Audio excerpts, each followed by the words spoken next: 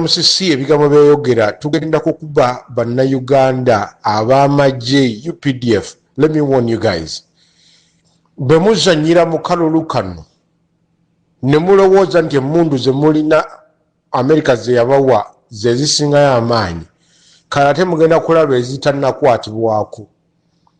Bu drone bwe mulaga n'amaanyi gammwe AK-47 bwe mukozesa ne mu creating a way entalo ne mugenda Somalia ne mulowooza nti muli baakabi mutiisa within East Africa. Then we're gonna come in as Americans.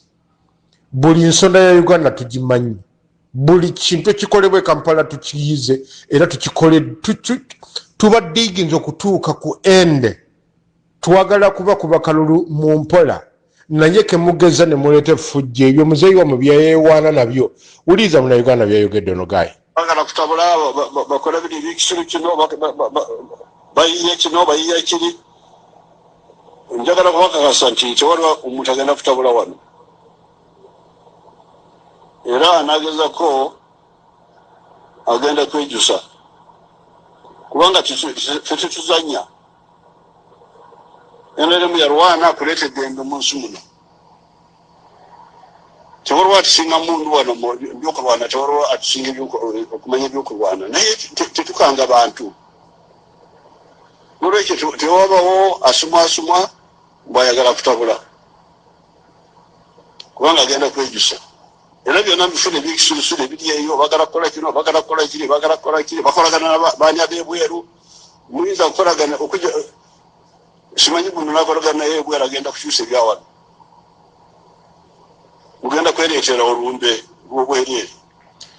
President Museveni byonna ebigambo byayogera byakubagana okukubaganya bannayuganda. Teriiyo kigambo kyoyogedde kitayogerwangako. There is no any action you're gonna act. Teriiyo kintu kyogenda kukola kitakolwangako. Museveni kemugeza ne mukwata mu kalulu muli bafu.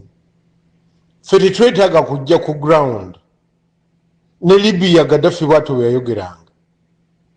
Saddam bw'atyo bwe yayokolanga. Byonna byonna baabitiisatiisanga abeewaabwe. We told them no airspace.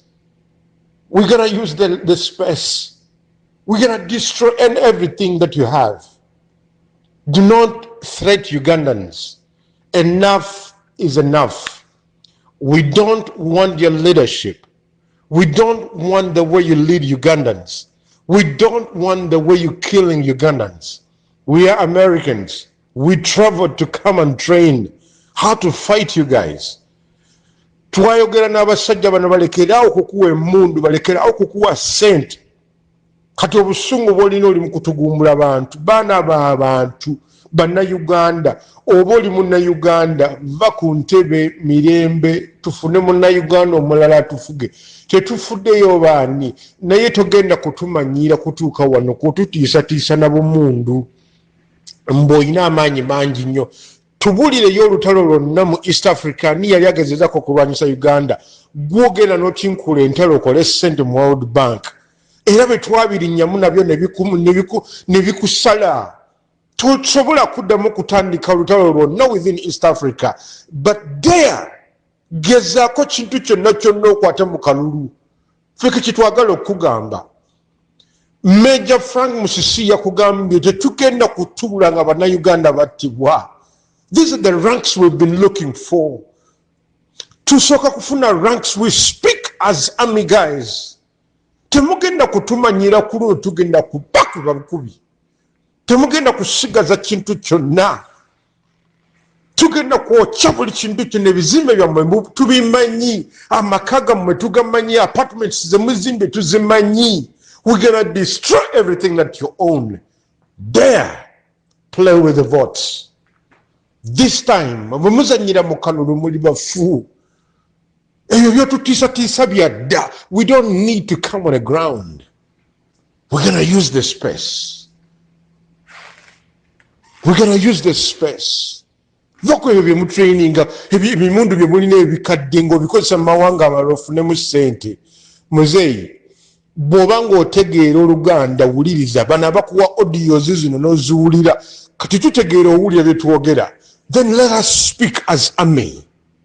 gezo kwate mu kalulu muli bafu mbusimenye olwanyirwanya entalo teriyo muntu yenna yali alumbyeko Uganda gwogenda n'otinkula entalo mu Somalia gwogenda n'otinkula bannakenya n'okuba embassy za America mbu bakuwa ssente kubanga gwoli wakabi nnyo ebyo byonna twabibagamba ne zino ssente za covid twabagambye tosobola kuddamu kufuna ssente totiisatiisa muntu yenna kyobye kimala bw'oba osobola sibyamu ebibyo genda naye buli kintu kyonna kye mulina mu Uganda mukwate mu kalulu mugenda kulaba vu tugenda kuddayo wansi ffenna nammwe naye nga temugenda kusigaza kintu kyonna mukwate bukwasi mu kalulu eyo yozo tugumbula abaana b'abanno lekeraawo ababo nabo bantu nabo bawulira sasi naye mu masasi g'olina mulimu essasi lyo bwe baba nga tebalikozesezza gwe kwata mu kalulu ojja kufuna agaffe tukugamba bugambi tukikugamba bugambi eyode wonna byewewana nabyo ebyamagye tugenda kukukuba Ugandans temuddemu kutya musajja ono tumulaba tumusomye ennyumba yo tugiraba. We can tell you everything about your house. We can tell you everything about your businesses. Everything we know them. Tulowooza nti America tebali mu Uganda. We've seen everything that you own. Everything you have, we've seen everything. We're going to burn them down. We're going to burn them down. You can understand muda mukutya musajja ono tugenda kumukuba gadde okwate mu kalulu.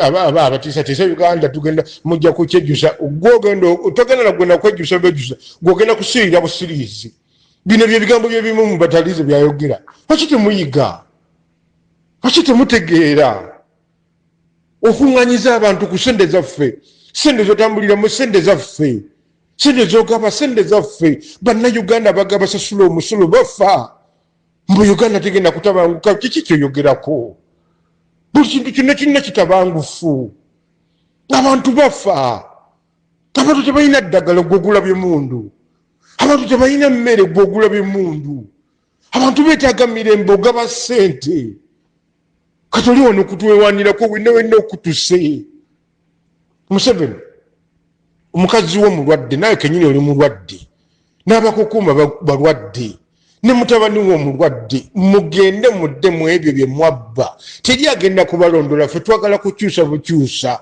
omuntu tasobola kugula sukaali mu nsi ye abantu tebalina ssente mu nsi yaabwe kati oli wano otumanyira mu myaka 35 era okyayagala kutumanyira mbu tabangula Uganda ofudde who are you a rock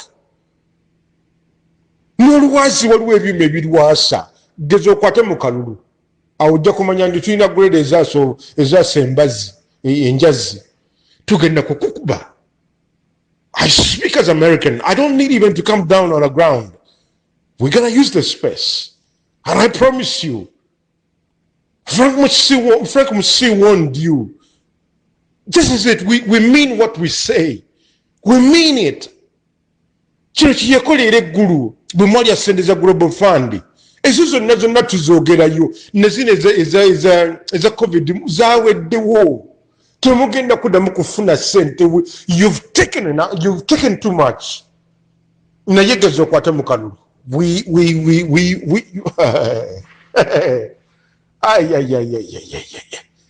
Buli kintu kyonna tugenda ku kyokya. Tolina mafuta ge wewana nago, tolina ssente ze wewana nazo, leka emirembe mu bannayuganda tugenda kukukuba. Bannayuganda bw'oba owulidde eddoboozi lino lyongereyo, buli munnayuganda alina kitegeere, tuli bagumu, tugenda kukuba gaayo ono, tumuwadde ebbanga eriwera, tugumiikiriza ekimala, buli kaseera obadde otubba, naye tufunye we twesigama ku luno tugenda kukukuba. Olwakatonda n'ensi yange nsaba buli munnayuganda weereze eddoboozi lino. For God and my country, I love you guys.